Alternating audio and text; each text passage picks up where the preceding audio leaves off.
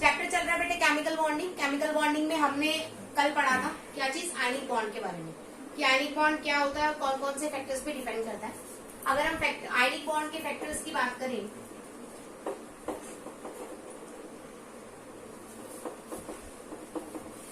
तो मैंने आपको 3 फैक्टर्स बताए थे कल। First is your ionization enthalpy, जो कि क्या होनी चाहिए, लो होनी चाहिए ताकि कैटायन इजिली बने। दूसरा मैंने आपको बताया था बेटा इलेक्ट्रॉन एफिनिटी, जो कि क्या होनी चाहिए, हाई होनी चाहिए ताकि एनायन इजिली बने। इसी तरह से मैंने थर्ड आपको बताया था lattice enthalpy.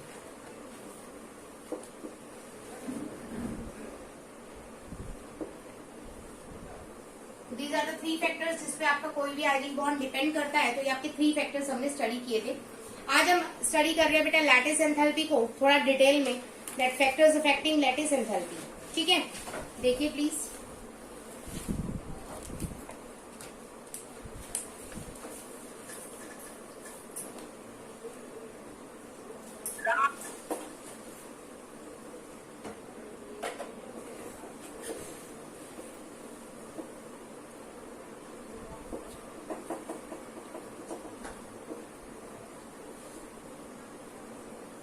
Factor affecting lattice enthalpy, थोड़ा सा फोकस करेंगे बेटे।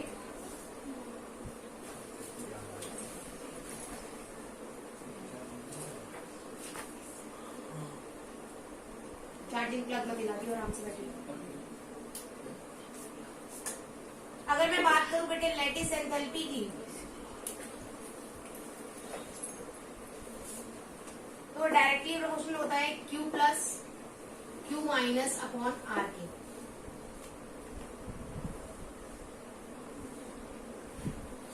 ठीक है, तो फर्स्ट फैक्टर आपको दिख रहा है that is Q positive, that is charge on cation.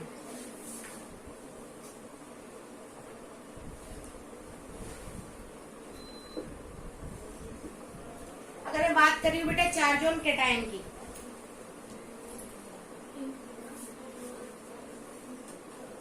तो बेटा आपको दिख रहा है कि lattice enthalpy is directly proportional to Q positive. इसका मतलब चार्ज जितना ज्यादा होगा लैटिस एंथैल्पी उतनी ही ज्यादा होगी। ठीक है, इंक दो। चार्ज जितना ज्यादा होगा लैटिस एंथैल्पी उतनी क्या होगी, ज्यादा होगी।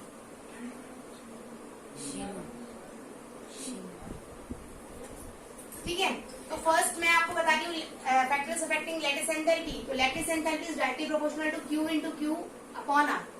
Q plus is a charge on cation,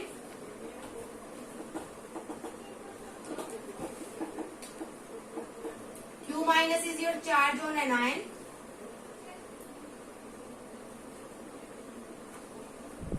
and R is the distance, या आप बोल सकते हो रेडियस। ठीक है, तो फर्स्ट मैं Q पॉजिटिव ले रही हूँ, चार्ज ऑन कैटायन। जितना ज्यादा चार्ज होगा उतना ही जल्दी लैटिस एंथैल्पी होगी, इतनी ज्यादा क्या होगी, लैटिस एंथैल्पी होगी। ठीक है, तो एग्जांपल अगर मैं यहाँ ले हूँ आपके लिए, मैंने बोल दिया बेटा NaCl, मैंने बोल दिया MgCl2। तो NaCl एग्जिस्ट करता है किसमें, Na पॉजिटिव में। MgCl एग्जिस्ट करता है किसमें, Mg2 पॉजिटिव में। तो आपको दिख रहा है चार्ज इसका ज्यादा है बेटे, और लैटिस एंथैल्पी इसकी ज्यादा है। Second point is your charge on anion. अब this is also same है बेटे। तो lattice enthalpy is directly proportional to Q negative charge on an anion।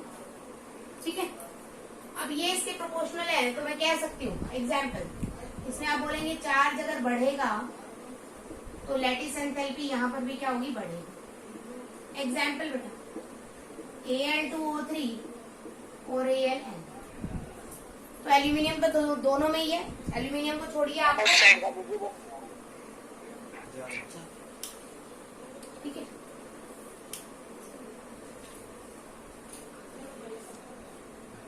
यहाँ पर चार्ज नजर आ रहा है N माइनस, तो किसका चार्ज ज्यादा है, नाइट्रोजन का -3 मोल, तो आपका इसका लैटिस एंथैल्पी ज्यादा है। तो ये 2 पॉइंट मैंने अब तक कराए हैं। थर्ड बात करते हैं बेटे साइज। साइज में आपको दिख रहा है lattice enthalpy is inversely proportional to size. आपको यहां से क्लियर है? ठीक है। तो बेटा साइज अगर बड़ा होगा तो दोनों के सेंटर दैट इज दोनों के न्यूक्लियस के बीच में फोर्स ऑफ अट्रैक्शन क्या होगा? बड़ा साइज ले लीजिए। दोनों के सेंटर्स दूर है बेटा एक दूसरे से। यहाँ पर दोनों के सेंटर एक दूसरे के क्या है? बिल्कुल पास है। तो सेंटर में डिस्टेंस ज्यादा होगा तो लैटिस एंथैल्पी क्या होगी? कम होगी। क्यों? क्योंकि यहाँ पर आपके इलेक्ट्रॉन है बेटा, इलेक्ट्रॉन अट्रैक्ट करते हैं किसको? सेंटर में न्यूक्लियस को। तो इलेक्ट्रॉन न्यूक्लियस को अट्रैक्ट कर रहे हैं तो डिस्टेंस यहाँ पर ज्यादा हो गया। तो आपने 10th में भी पढ़ा था F is equal to Q1 Q2 by R square. Gravitational force भी निकाला था आपने। तो कोई भी फोर्स हो उसका फॉर्मूला लगभग यही होता है, मतलब डिस्टेंस के इनवर्सली ही होता है। किसी में डिस्टेंस का स्क्वायर मिलेगा, किसी में सिंपल डिस्टेंस मिलेगा। ठीक है। तो जैसे पोटेंशियल है, पोटेंशियल में Q1 Q2 बाई आर होता है। तो फोर्स अगर इलेक्ट्रोस्टैटिक की बात करूं मैं आयनिक फोर्स की तो होगा Q1 Q2 by R square. तो आर तो हमेशा नीचे ही है ना, तो डिस्टेंस जितना ज्यादा बड़ा होगा फोर्स उतना ही कम होगा। समझ आ रही है मेरी बात? ठीक है। तो डिस्टेंस यहाँ पर ज्यादा है बेटे और यहाँ वाले इलेक्ट्रॉन को ज्यादा मेहनत नहीं करनी, डिस्टेंस कम है। तो यहाँ डिस्टेंस कम है बेटे, तो सिंपल सी बात है यहाँ डिस्टेंस कम है तो इसकी लैटिस एंथैल्पी क्या होगी? ज्यादा। इसकी लैटिस एंथैल्पी क्या होगी? कम। ठीक है।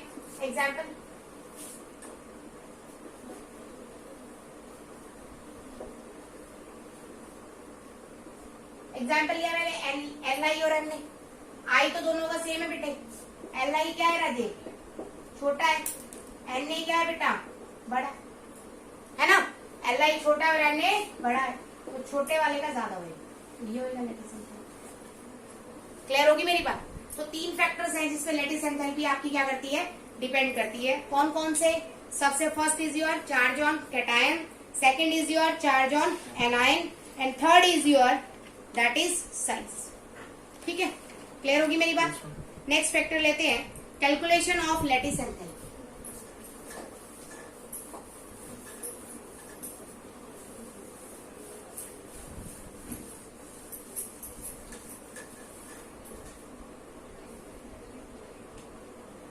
Next is your calculation of lattice enthalpy.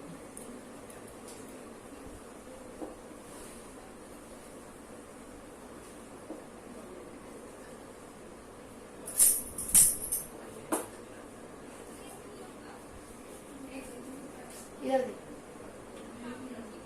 है ही नहीं तो यूं बेवकूफ बना रहा है।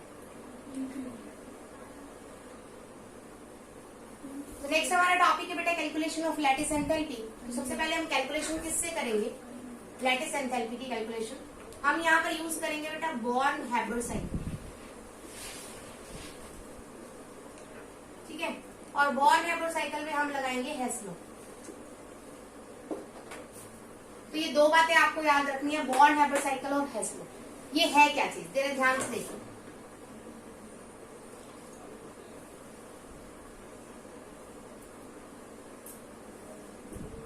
वो कह रहा है ए से आपने बी बनाया बेटे और बी से फिर सी बना दिया और मैं कह रही हूँ सी से फिर डी बना दिया।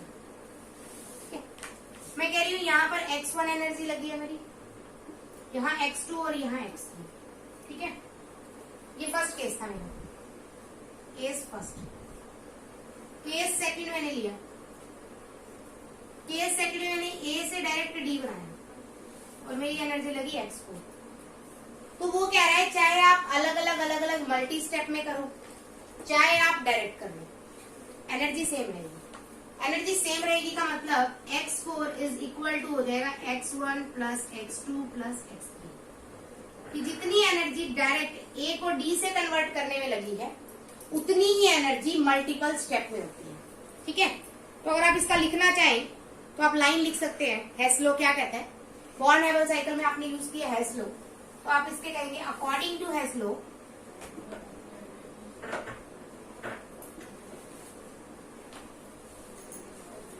एंथैल्पी चेंज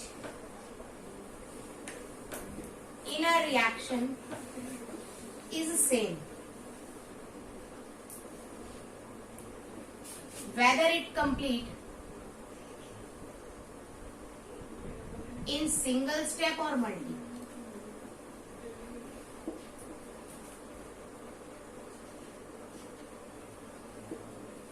तो वो ये कहता है कि हेस्लो क्या कहता है कि एनर्जी चेंज या एंथैल्पी चेंज आपका सेम रहेगा। अगर रिएक्शन मल्टीपल स्टेप में हुआ है तो आप सारी एनर्जी जोड़ लो, सिंगल स्टेप वाली एनर्जी के बराबर आएगी।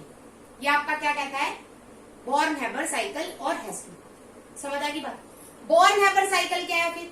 बॉर्न-हैबर साइकिल कहती है कि मल्टीपल स्टेप में कोई रिएक्शन कंप्लीट हुए। एग्जाम्पल अभी लेते हैं, क्या बॉर्न-हैबर साइकिल क्या कहती है कि मल्टीपल स्टेप में अगर कोई रिएक्शन कंप्लीट होती है तो उसकी डायरेक्ट रिएक्शन के इक्वल आएगा जो एंथैल्पी होगा। एक एग्जाम्पल लेते हैं बेटे। मैंने बोला बेटे Na solid plus Cl2 gas, half of Cl2 ले लो। मैंने यहां दिया NaCl, दैट इज सॉलिड। ठीक है, मैं कह रही हूं यहां पर एंथैल्पी के लिए वर्ड यूज करते हैं डेल्टा एच। क्या यूज करते हैं? Delta H. उसके पैर में आप लगा दोगे, that is delta H of formation, मतलब फॉर्म हुआ है। ठीक है, तो यूं ही नहीं फॉर्म हुआ। कैसे फॉर्म हुआ? आपको पता है NaCl से Na पॉजिटिव Cl नेगेटिव की फॉर्म में बना होगा। तो सबसे पहले सॉलिड से कन्वर्ट होगा किसमें बेटा? Na गैस में। गैस से कन्वर्ट हुआ किसमें? Na पॉजिटिव में, दैट इज गैस। ठीक है, इसी तरह से हाफ Cl2 में सबसे पहले बॉन्ड टूटे बेटा, क्या बनी? 2Cl गैस, और फिर इसमें कन्वर्ट हुआ है ये, दैट इज Cl नेगेटिव। ये ले, कैसे करा मैंने? क्योंकि हाफ लगा दिया ना। अब जरा ध्यान देना, सॉलिड से गैस प्रोसेस होती है सब्लिमेशन। क्या होती है? सब्लिमेशन। तो यहाँ एंथैल्पी होगी बेटा सब्लिमेशन। गैस से आयन क्या बनी? आयोनाइजेशन। तो एंथैल्पी होगी बेटे आयोनाइजेशन। बॉन्ड टूटे हैं तो एंथैल्पी होगी बेटे बॉन्ड डिसोसिएशन एंथैल्पी। ठीक है, अभी यहाँ कुछ करूंगी मैं, ध्यान से समझना। गैस से आयन बने हैं तो बॉन्ड हो बेटा electron affinity, electron gain enthalpy. ठीक है, अब ये दोनों जो आयन है ये दोनों यहां से मिक्स होके इसने ये बनाया। अब कोई भी मॉलिक्यूल बनाने में एनर्जी कौन सी लगती है? Lattice enthalpy. बात समझ आई? तो मेरी सारी एनर्जीज किसके इक्वल है? ध्यान से देखिए, lattice enthalpy plus delta H of sublimation plus delta H of ionization enthalpy plus delta H of electron gain enthalpy plus delta H of bond dissociation enthalpy is equal to किसके बेटा? Formation के, that is delta H. तो अगर single में बनाओ या फिर आप मल्टीपल स्टेप में बनाओ, दोनों ही केसेस में एंथैल्पी क्या रहेगी? सेम रहेगी। यहाँ पर मैंने इतने सारे स्टेप किए हैं दोनों के साथ, तो एंथैल्पी आई कितनी? सिंगल स्टेप जितनी आई डेल्टा एच। मेरी बात समझ आई है? अब यहाँ ध्यान देना, यहाँ सारी की सारी एनर्जी मैं यूज कर रही हूँ। डेल्टा एच सब्लिमेशन का मतलब है enthalpy change when 1 mole of solid directly convert to gas। अब ये इंपॉर्टेंट है कि मैंने 1 मोल लिया है, ये याद रखना आप। आयनाइजेशन एंथैल्पी का मतलब बेटा क्या है? बोलो। Enthalpy change when isolated gaseous atom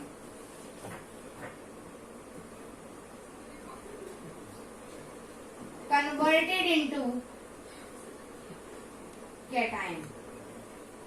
ठीक है, इलेक्ट्रॉन गेन एंथैल्पी में क्या आएगा? Enthalpy change when isolated gaseous atom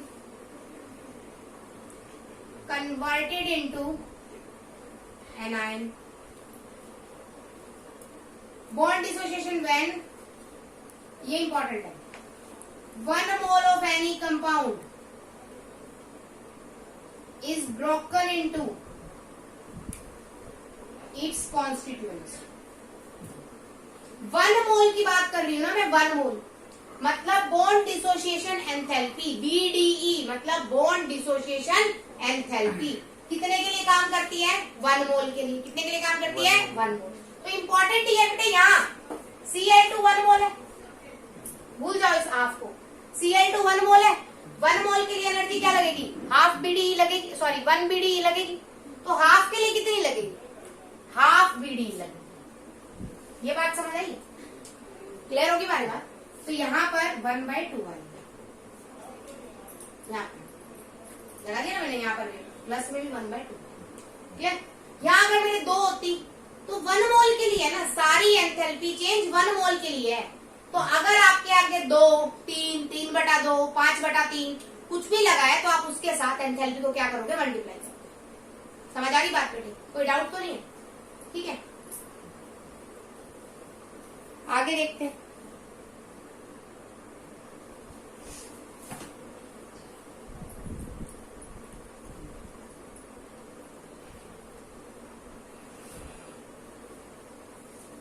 ऊपर से मैंने आपको सारी बता दी, डेल्टा HF नहीं बताई। अब ये ध्यान दो, डेल्टा HF का मतलब होता है बेटे enthalpy change when 1 mole of compound form from its constitutes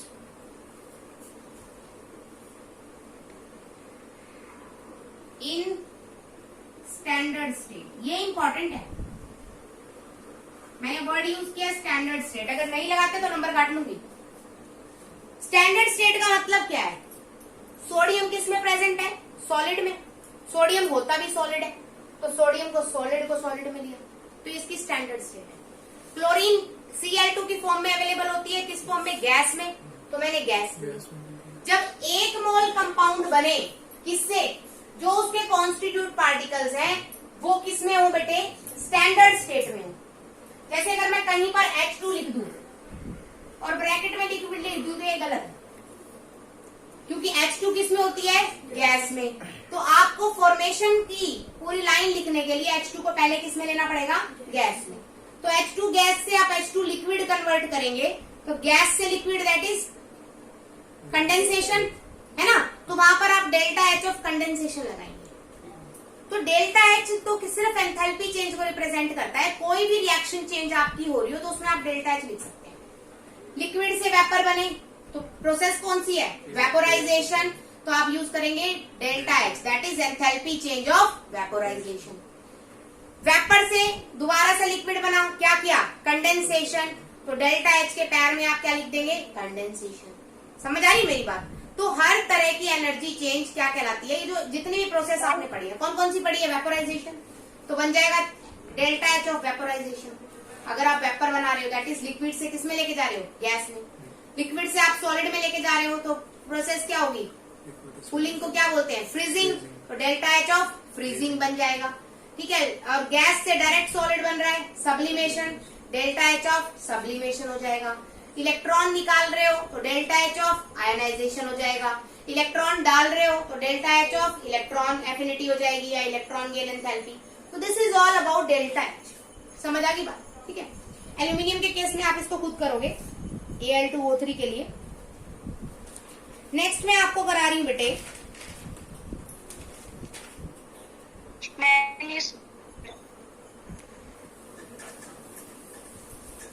तो आज आपका होमवर्क है बेटे, क्योंकि ये बहुत सारे हैं इसके अंदर, आपको करना है Al2O3 की formation, that is aluminium solid लेना है प्लस O2 गैस लेनी है, गिव्स Al2O3। अब एक बात मैं आपको क्लियर कर रही हूँ, Al2O3 क्या होता है? सॉलिड। एक बात मैं आपको क्लियर कर रही हूँ कि जितनी भी मैं यहाँ पे फॉर्मेशन दे रही हूँ वो सभी की सभी फॉर्मेशन 1 मोल के लिए होनी चाहिए, क्योंकि delta HF is equal to 1 mole ही लगाना है। बात समझ आई? तो ये सारी फॉर्मेशन कितने के लिए होनी चाहिए बेटे? 1 मोल के लिए। तो ये बात आपको याद रखनी है, ठीक है? इसी तरह से मैं 2-4 और दे देती हूँ। Li का ले लो बेटा, Li solid plus F2। F2 की नॉर्मल स्टेट क्या होती है? ये भी चलो आप लोगों का हो जाएगा, ठीक है? इसी तरह से मैंने Na प्लस I2 ले लिया, दैट इज Na। सॉलिड होता है ये बीच में। I2 तो लिक्विड होता है, F2 गैस हो गया। आयोडीन यहाँ पे सॉलिड वाला लगेगा, ये भी सॉलिड। ठीक है, तो ये 3 क्वेश्चंस आपको सॉल्व करने हैं भाई। Solve by using Hess law and Born Haber cycle.